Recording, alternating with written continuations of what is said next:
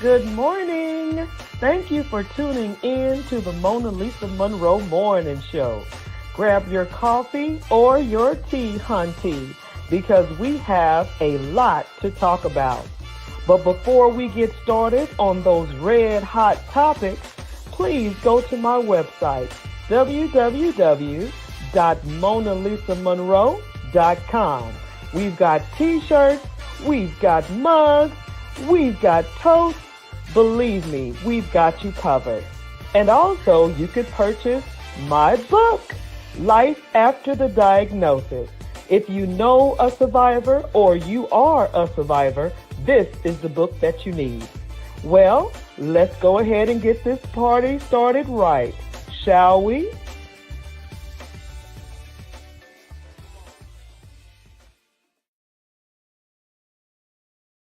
Really can't even pose it like when I first lost my child. I have to go from the day that it happened, you know. So you would always, I guess as a parent, you always think that your children are going to be there. So when he came to me to ask, could he go outside to play with his cousins, it was just like, sure, no problem. You know, I never would have thought in a million years that he would get killed at that moment. So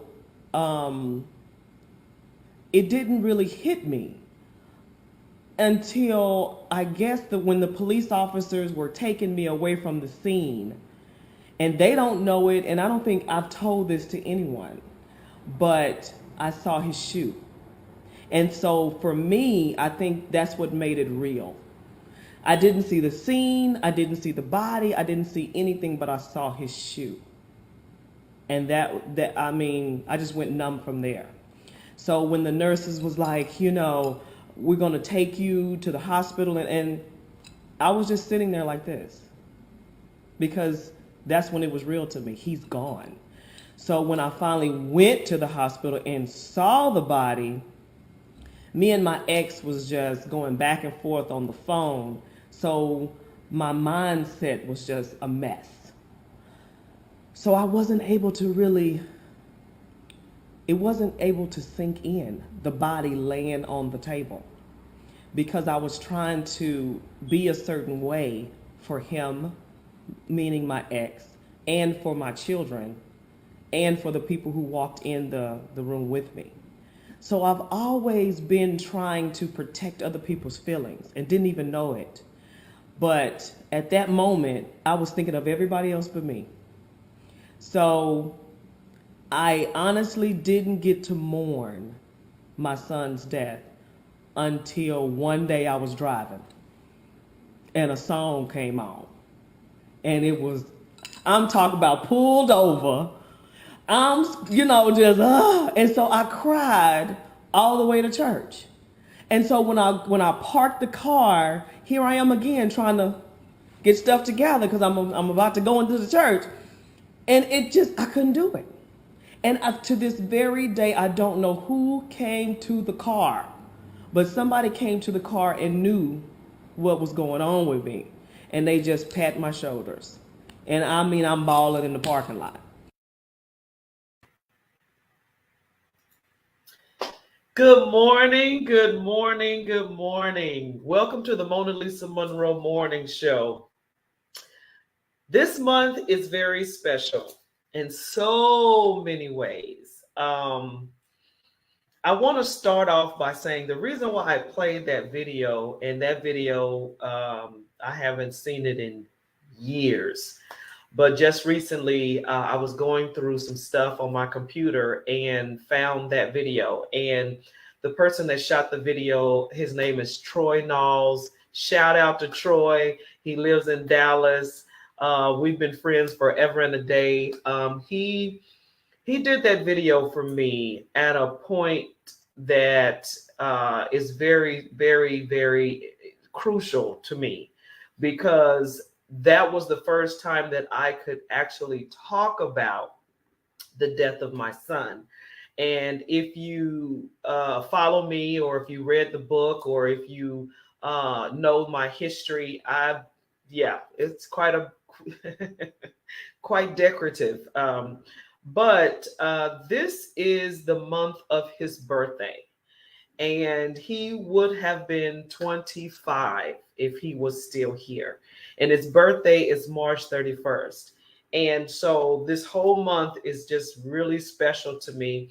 And I wanted to play that video for the folks who might have lost a child before or lost someone in their family that's very close to them, but mainly for those folks that may have lost a child. This particular incident is something, of course, that you never get over, as they say, but you can get through it. And I wanted to talk a little bit about that in the beginning and a little bit in the end of the show, because we have a lot of red hot topics to talk about, but I do want to tackle um, death. And I know, hey, Mona Lisa, this is the beginning of spring. This is March. We're talking about life. And yes, life, joy, all of that good stuff. But on the other side of that is also death. So I want to just talk a little bit about that. So, a little therapy session towards the end of the show. And that's a little bit of what I will be talking about, because this is a month of my son's birthday, and I no longer have him. And so that's what I decided to talk about today. But before we get into that, we're going to go ahead and talk about the red hot topics. And if you are new to the show, welcome to the Mona Lisa Monroe Morning Show. And we are talking about red hot topics because what? We talk about what you're talking about. So let's just dive right in. And just like the commercial says, you need to grab your coffee and your tea hunty, because we have a lot to talk about. So let's get started. First things first, it's March, it's Women's Month. Yes, it's Women's Month. So we're celebrating women all month long. And so on the show, not today, but on the next couple of shows for the month of March, I want to have some ladies as guests to talk about what's going on in their lives, what are they doing, and what is their plans for 2023. So I just want to open that door to let everyone know that it's Women's Month, and we're going to have some ladies on the shows to just share with you, explore with you, and discuss with you some topics, some situations, or some businesses, whatever the case may be. We're going to be celebrating that on the show in the month of March. Just want to pull that out there. It's raining women. Hallelujah. No, we got our own song. What is it? I'm every woman. Yeah, I need to go and play that. I need to find that. So that's red hot number one. It's Women's Month, baby. And we're going to have some ladies on the show this month talking about whatever we want to talk about, and talking about what you guys are talking about, of course. Red hot number two. Now, just recently, I saw in the news that this happened. A Savannah high school student was shot, and it says not on campus, but at an apartment complex across the way, not too far from the school. So I want to talk a little bit about this because, yes, it's school shootings and they call it the mass shootings and things like that. But this child was shot outside of the school. And I'm just like, what is happening? What is going on? Students being shot either in school, out of school, gun violence. Gun violence is insane right now. And why? What is going on? So I want to know you guys' thoughts about what are we supposed to do with these guns? What in the world? And I just think it's an inside job, because how hard is it to put a law out to ban guns or ban certain guns? Or require more certificates, more permits, more licenses, more classes or something if you do decide to get a gun. How hard is this? So that makes me think it's something, it's some underlining stuff here, because how hard is it? And why is it so hard for anything to be passed? It's just not connecting. So I'm just looking for you guys' thoughts on gun violence, guns in the schools, and in this case, guns outside of the school. What in the world? So that's red hot number 2. And then red hot number 3 is, here we go. The stabbing of an 11-year-old boy is sparking protests in New Jersey. And I want to know your thoughts on just youth violence, period. So remember, there was a student being shot outside of the school here in Savannah. And then there's an 11-year-old boy being stabbed by another middle school student. This is not a robbery or rape or a murder. Thank goodness the child is still here. But the youth is in this violent state. Has this always been the case? Yes. We've always had issues with the youth, but good grief, I don't remember this type of violence. This young, I don't remember. So, but if I'm wrong, you guys let me know. But I do not remember violence this young like this. Teenagers, college, maybe some craziness, but 11-year-old. Now remember how old was he? 7, 9? He brought a gun to school and was threatening to shoot up some students. So what are we listening to? What are we allowing in our homes? What are we missing? What are we missing? We're missing something. And we're going to have to find it real quick, because the violence, the anger, the rage, I don't even know what you would call anything like this. I mean, a 9-year-old boy packing a gun to school, an 11-year-old stabbing another 11-year-old, and then high school students, school shootings, shooting outside the school. I mean, it's like violence and anger is everywhere. So what are you guys' thoughts on that? It's just getting crazy. Crazy, crazy, crazy. And the next red hot is, now this is interesting to me, and I want to hear you guys' thoughts on this as well. A white student attending Howard University. Now we all know that Howard University is a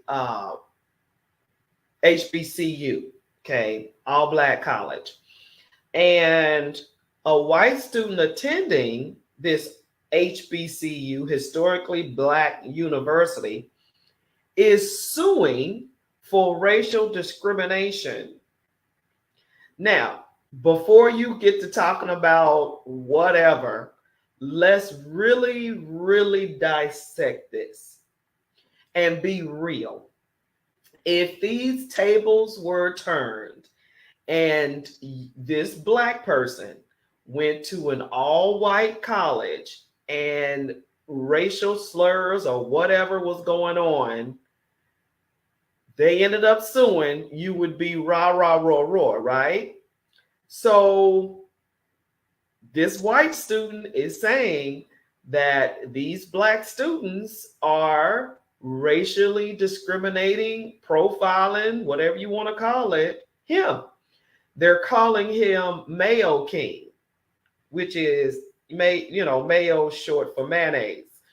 And so they're calling him Mayo King, and he's not having it. So he's suing Howard University for racial discrimination. So I want to know your thoughts on that.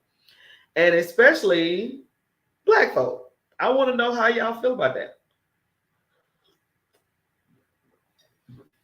Yeah, that's a good one, ain't it? I know.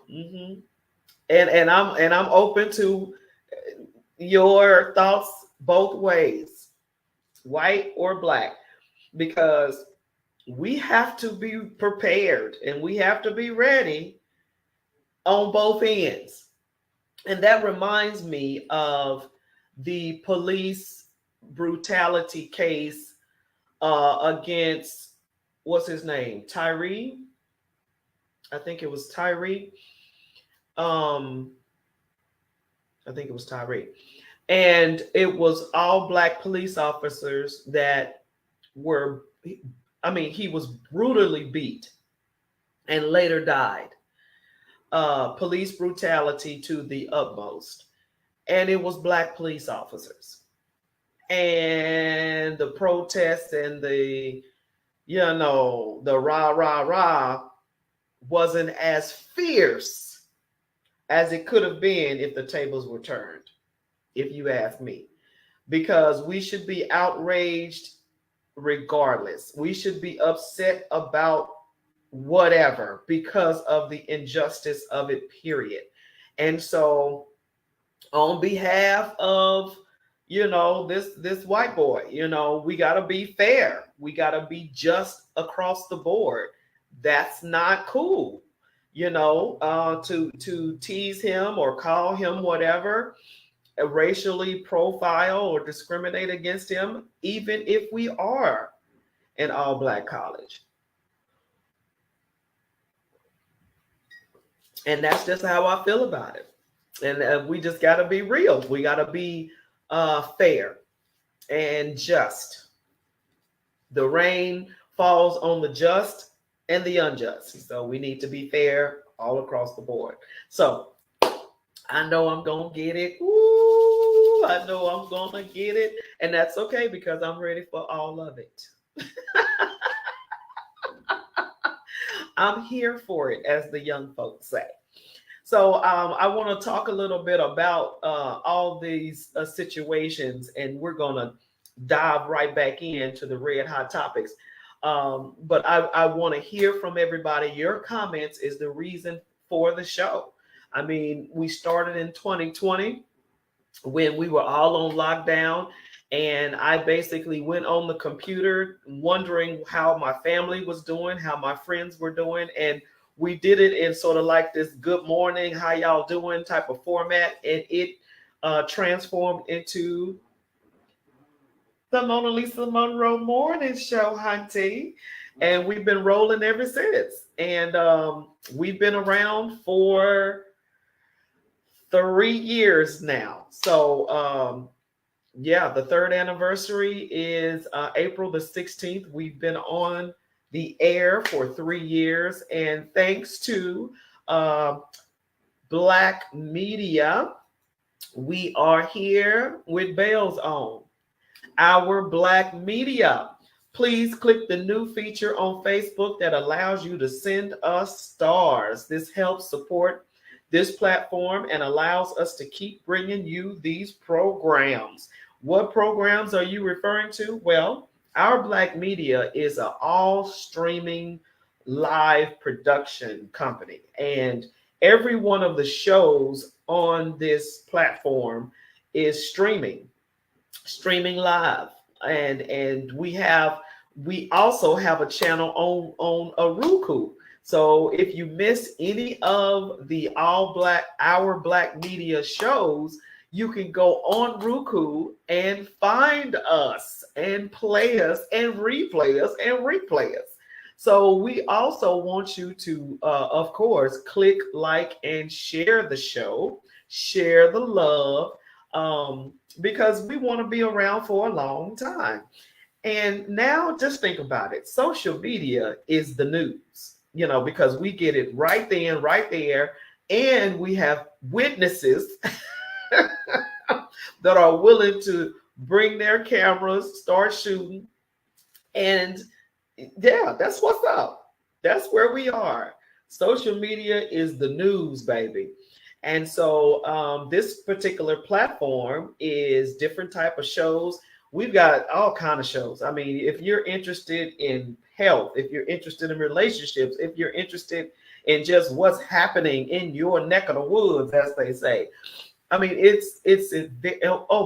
about your money. It's so many shows. So whatever you are looking for, check it out. Our Black Media will give you what you need, baby. So I want to put that plug in there. Thank you, production company, for holding your girl down. Appreciate that. And so, yeah, the Mona Lisa Monroe Morning Show is also on our Black Media on Roku. Whoop, whoop, whoop. And I also want to give sort of like a shout out to the folks who stopped me, like I say, in the grocery store, at conferences, at meetings, at different functions, and they say, "Hey, are you the one on the show? I watch your show, you know." And so I enjoy that. I mean, that really makes my day when people notice me and acknowledge the fact that they watch the show, and not just watch the show, they like the show. So I really appreciate that. And also, when I went to church, a sister from the church was like, "Hey, I like your show. You're so inspirational." Blah blah blah blah blah. So I really, really, really appreciate that. And I try my best. I really, really do, to be inspiring and encouraging and just give you a word to hang on to, because, we need each other. I mean, that's just the bottom line. And so, if I can give some positive love to anybody, and if you can look back on your day and say, my day was a little better because I listened to A, B, and C from Mona Lisa, I appreciate that. And God bless, God bless, God bless. Oh, number one, grace be to God that I am still here, and He's still using me as a vessel to encourage and exalt and uplift His people. So I appreciate that.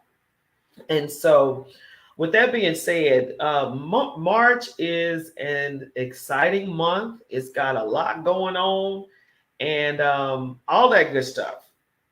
And also, for me, March is very, very close to my heart. It's very sentimental.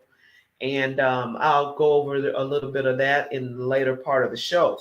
But I want to hear from you guys about these red hot topics. And like I said, March is Women's Month.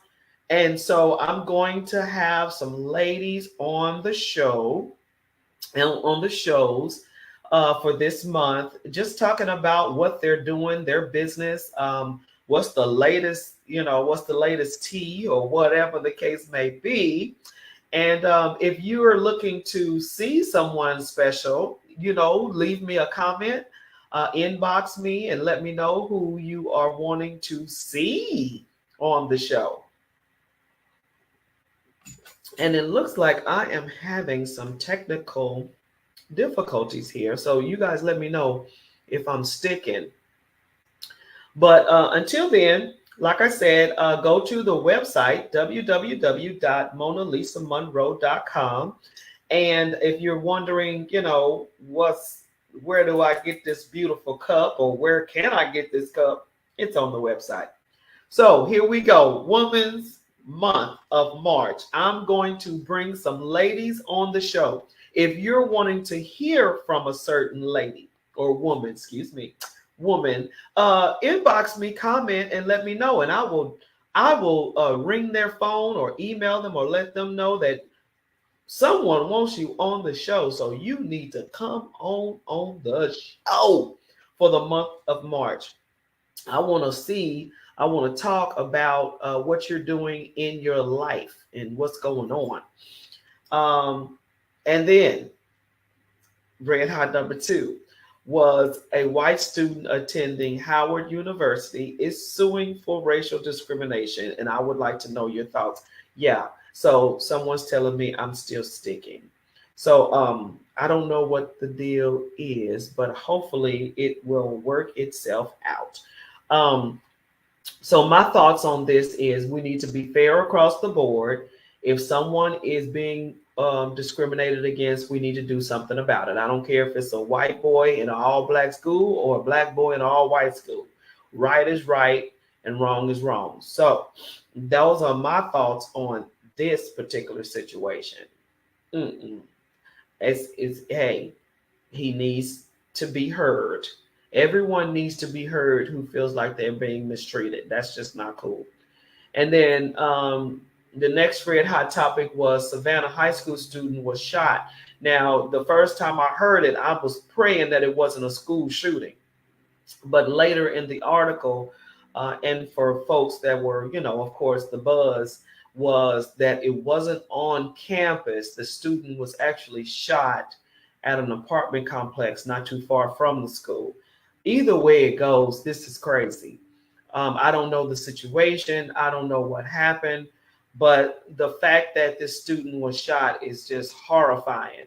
It's horrifying. It's scary. It's concerning. It's alarming. It's all of that, and I just don't know what's going on in with the youth. It's just this violent nature that's happening, and it's just crazy. And like I was telling you previously, the stabbing of an 11-year-old boy by another 11-year-old boy is sparking protest in New Jersey. And they're concerned about youth violence. And we should be concerned about youth violence. There was a shooting, not on campus in Savannah, but there was a teenager that was shot outside of the school. What is happening with the youth?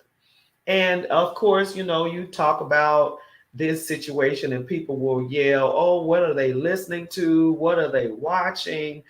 Do you guys think that's a concern? The music, the movies, of course, the internet, who's to blame? The parents, the lack of supervision or whatever. Or you ask someone, in the spiritual realm or Christian, and they'll say this is the end times. It's going to get worse from here.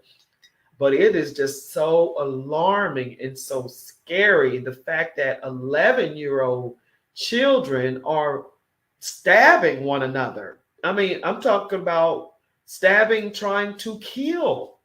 You're 11. I mean, I remember when I was 11, I was still playing with dolls. I don't know. This is crazy. And then the video games, people could try to blame the video games. I mean, have you seen the latest video games? It looks real.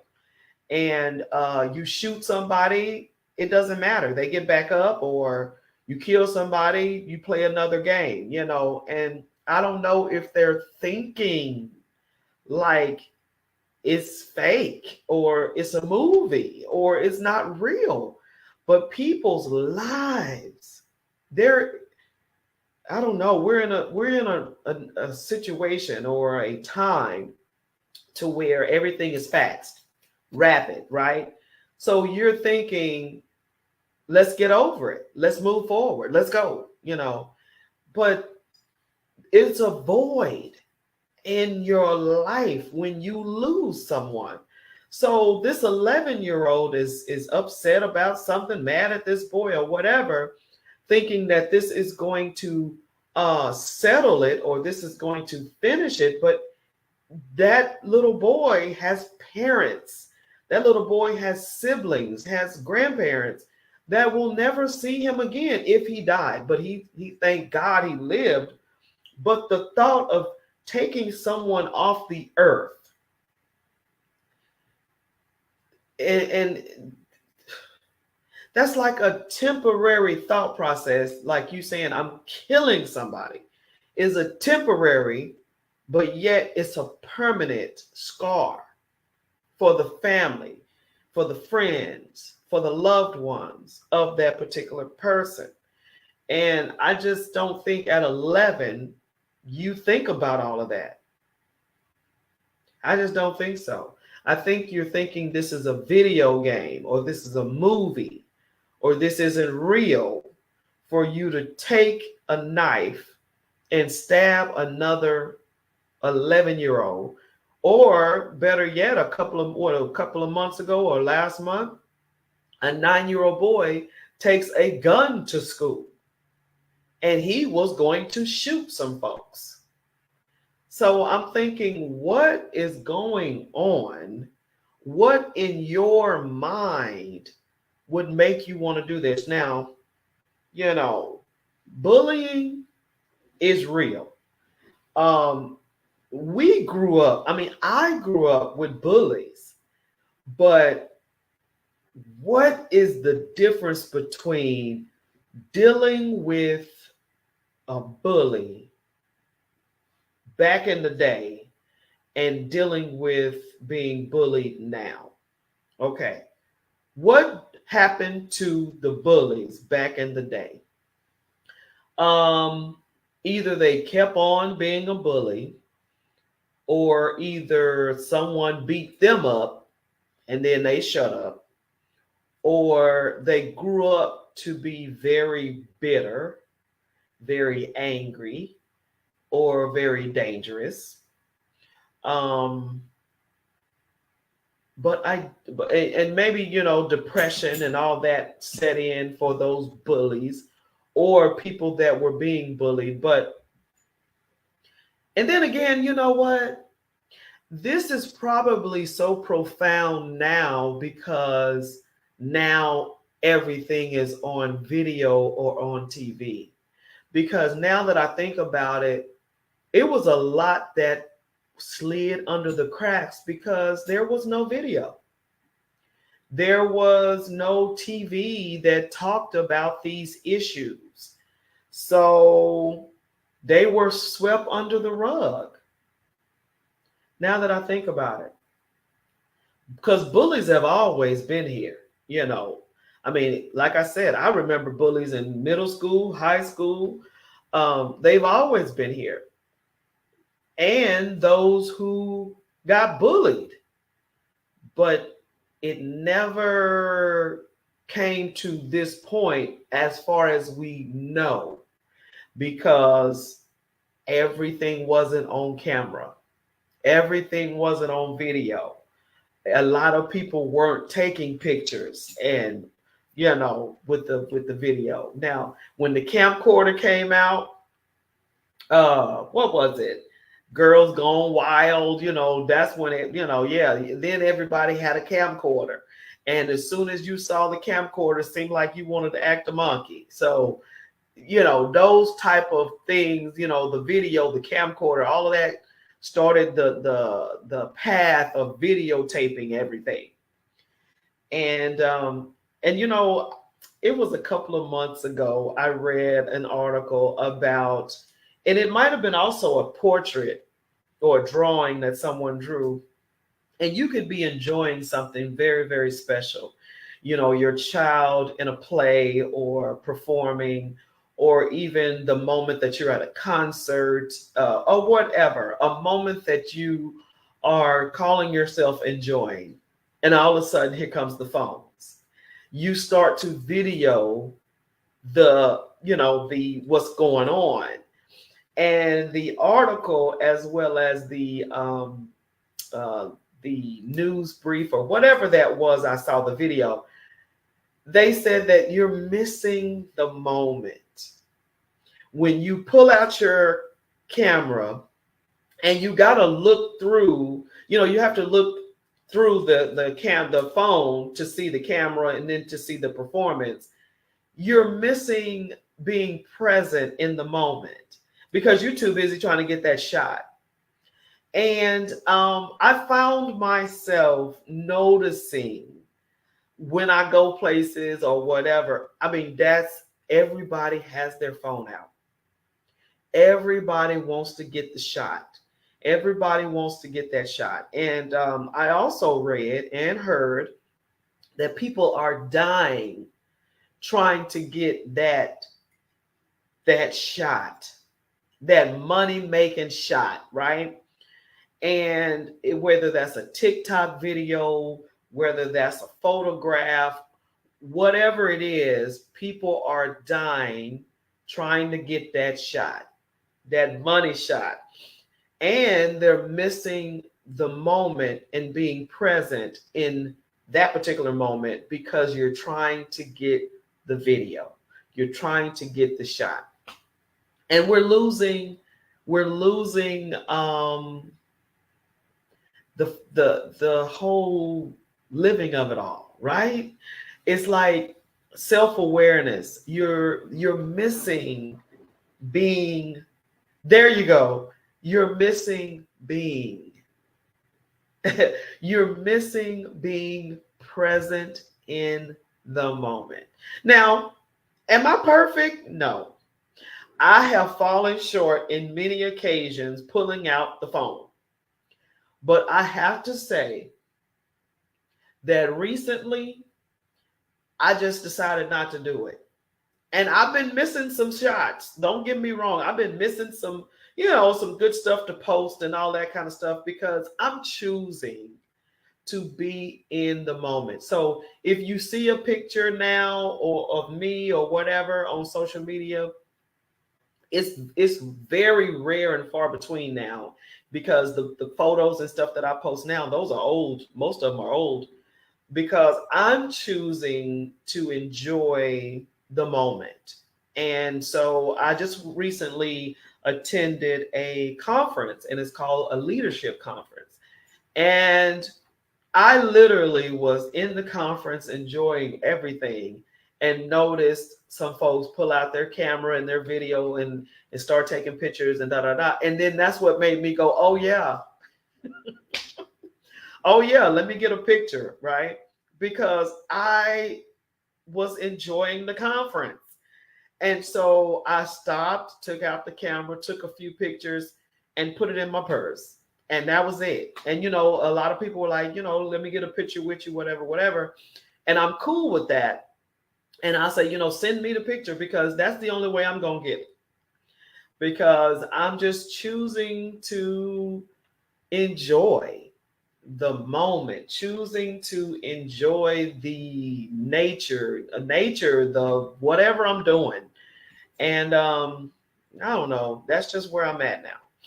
And so far, so good, because I mean, the conference was amazing.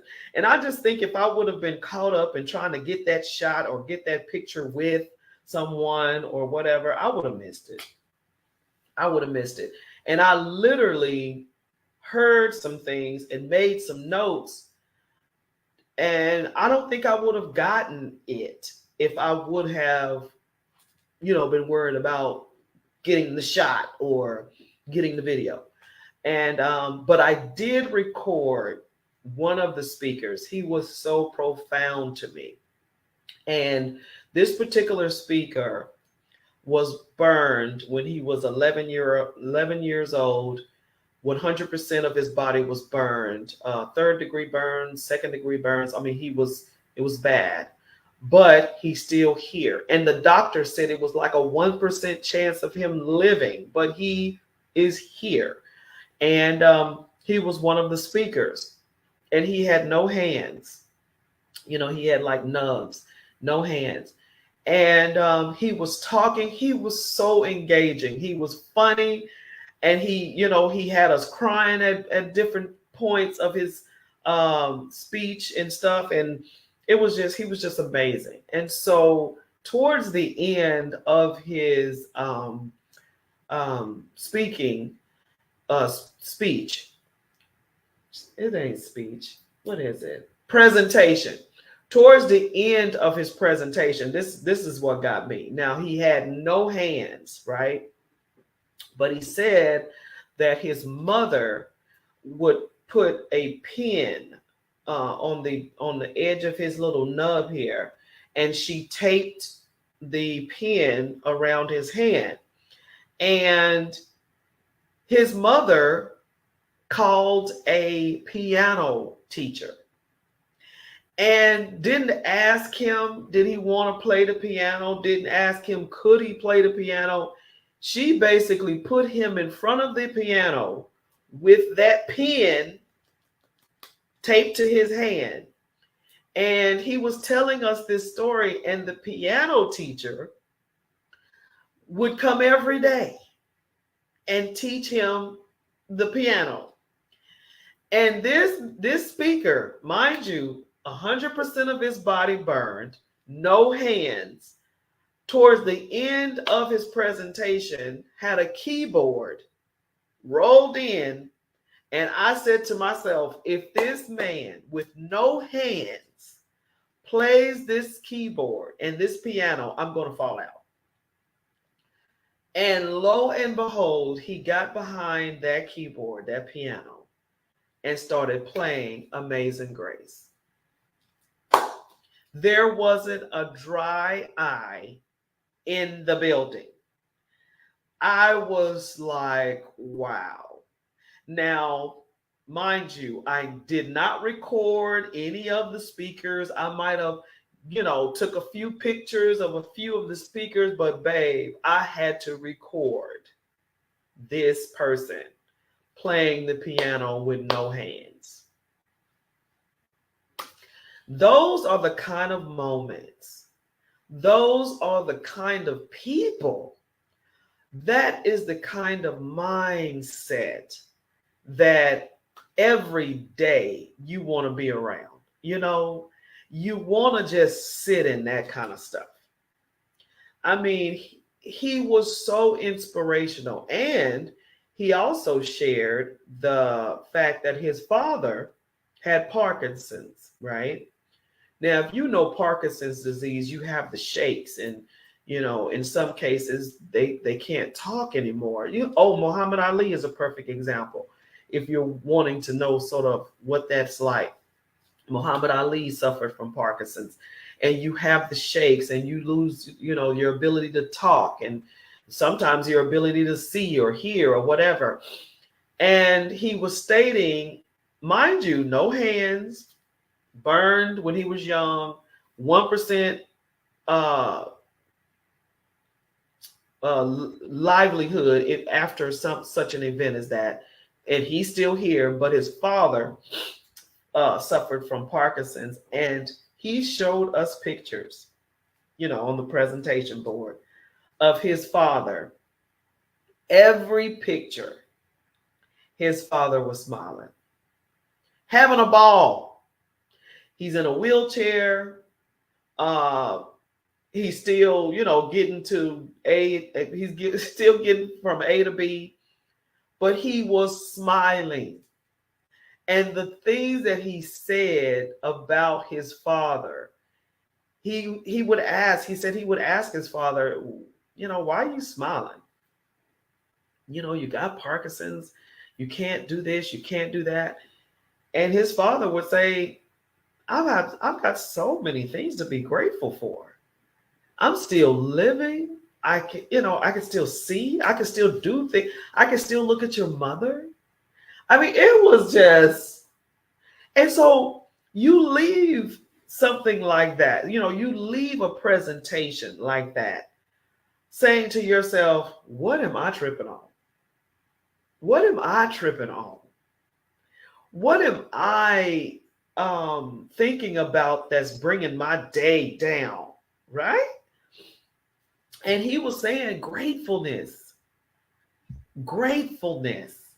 And the Bible says, count it all joy, even in the rough times. And see, this is something that I'm very familiar with, but maybe got disconnected from. But gratefulness will change the situation. Gratefulness will shift the universe in your favor. Gratefulness will shift the atmosphere to respond to you in a positive way. A lot of people think positive thinking, positive this, positive that. Well, you can call it positive thinking. That's no problem. Call it whatever you need. But it's actually gratefulness. That's what it is. Because being positive, and I think being grateful, It's a little different because being grateful, I think, is deeper, right? And you always talk about, oh, well, no, you don't want to be deep and da da da da da. But I'm not trying to be deep. I'm just saying be grateful. If you still have breath, if you still can see, hear, move, talk, run, walk, move your limbs, you need to be grateful. And grateful changes everything. It even gives you health. It makes you healthier, right? Um, and I can give you an example. And this is a personal example. And for those of you who already know the story about me and the bout in 2010 with leukemia, I'm going to tell you this. Gratefulness, joy, love, peace. Let me tell you something. That was medicine to the soul. You hear me? Forgiveness, getting rid of guilt. Oh my goodness. Surrendering to love. Ooh. That's medicine. All that's medicine to the soul. It's good stuff. Man, this is good stuff.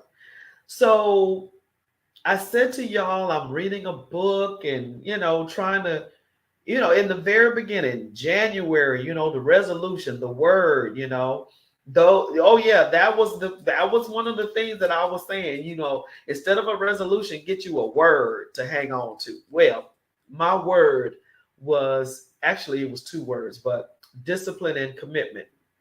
And whatever word or words you came up with, it's going to try you.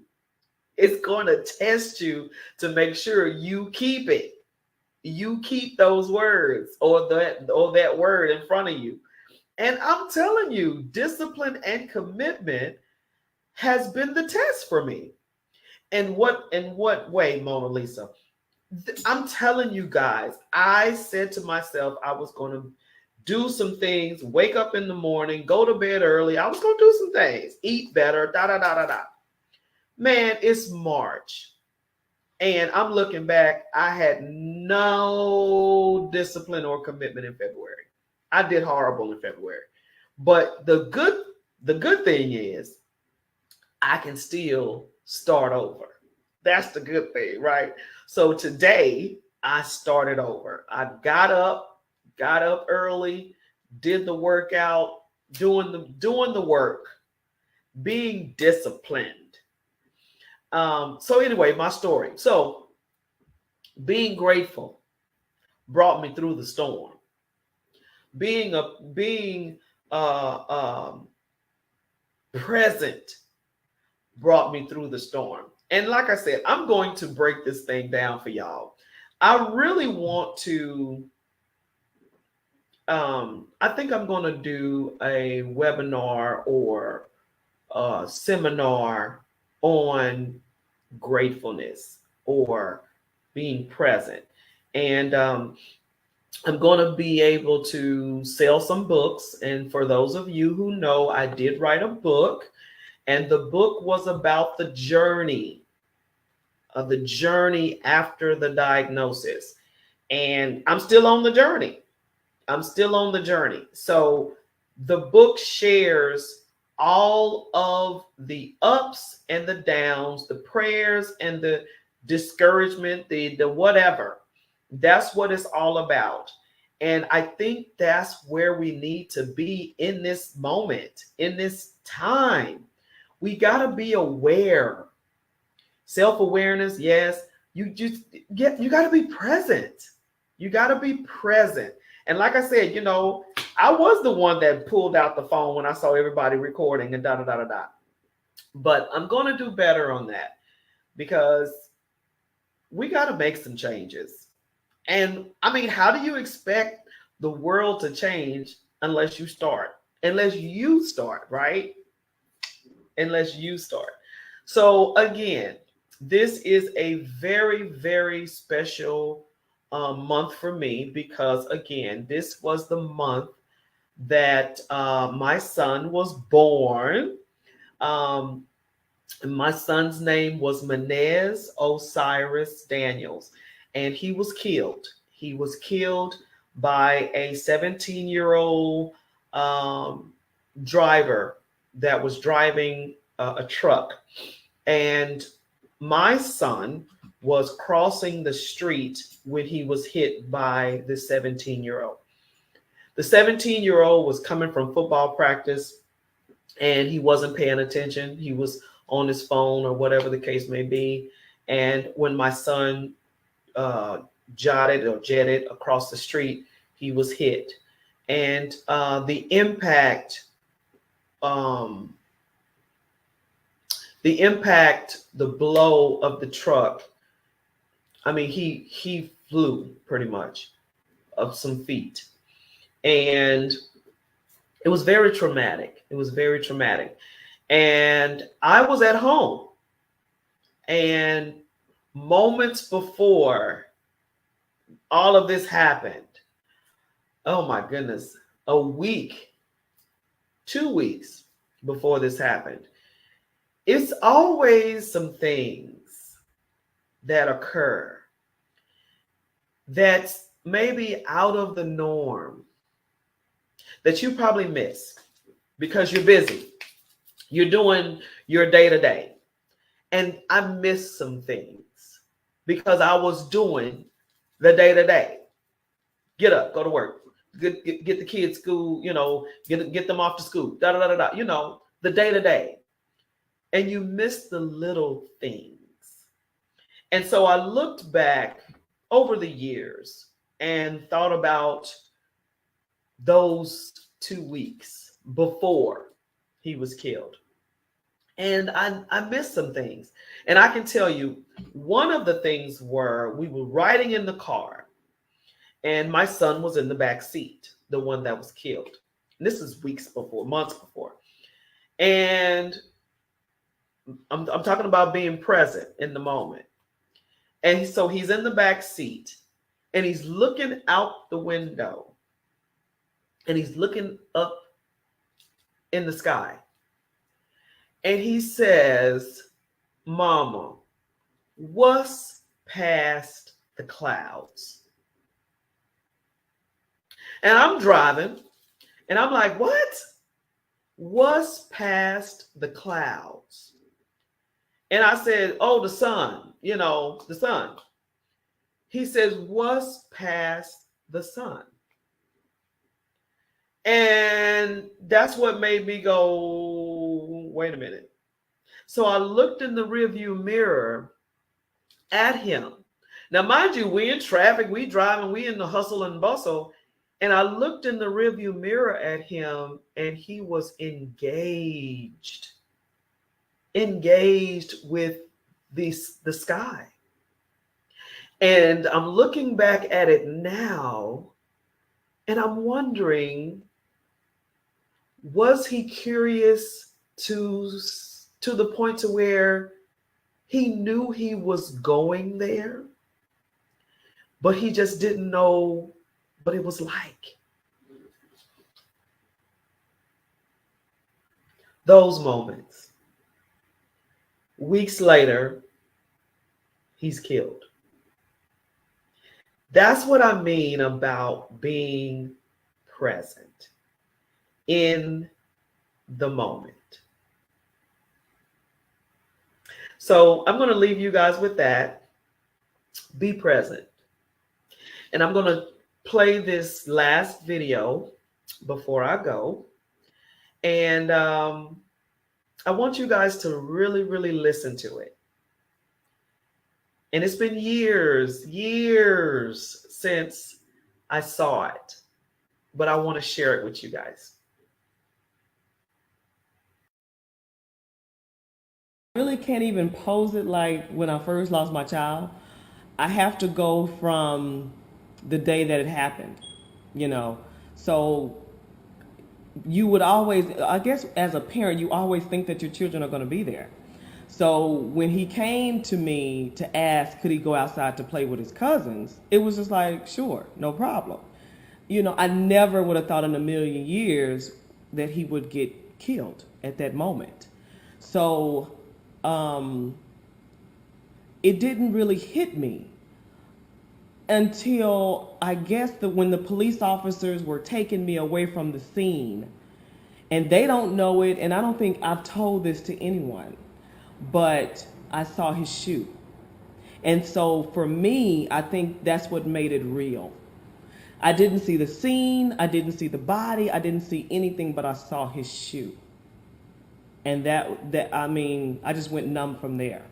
So when the nurses was like, you know, we're gonna take you to the hospital, and I was just sitting there like this, because that's when it was real to me. He's gone. So when I finally went to the hospital and saw the body, me and my ex was just going back and forth on the phone. So my mindset was just a mess. So I wasn't able to really, it wasn't able to sink in, the body laying on the table, because I was trying to be a certain way for him, meaning my ex, and for my children, and for the people who walked in the room with me. So I've always been trying to protect other people's feelings and didn't even know it. But at that moment, I was thinking of everybody else but me. So I honestly didn't get to mourn my son's death until one day I was driving and a song came on. And it was, I'm talking about pulled over. I'm, you know, just, and so I cried all the way to church. And so when I parked the car, here I am again trying to get stuff together because I'm about to go into the church. And it just, I couldn't do it. And to this very day, I don't know who came to the car, but somebody came to the car and knew what was going on with me. And they just pat my shoulders. And I mean, I'm bawling in the parking lot.